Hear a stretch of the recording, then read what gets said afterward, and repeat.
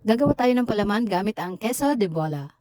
Pwede natin itong ipalaman sa anumang tinapay o kaya sa crackers, pwede rin.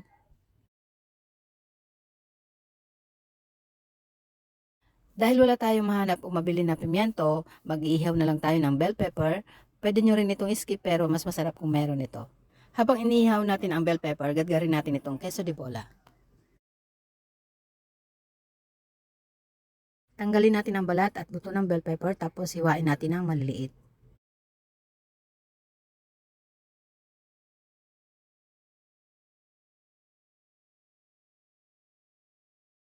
Tapos maglalagay tayo ng mayonnaise. Kahit ano namang brand pwede nyong gamitin.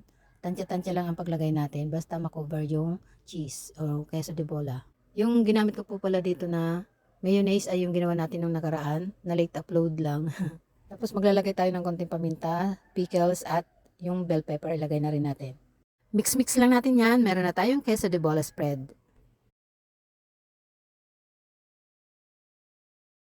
Lagay natin dito sa garapon tapos lagay natin sa ref.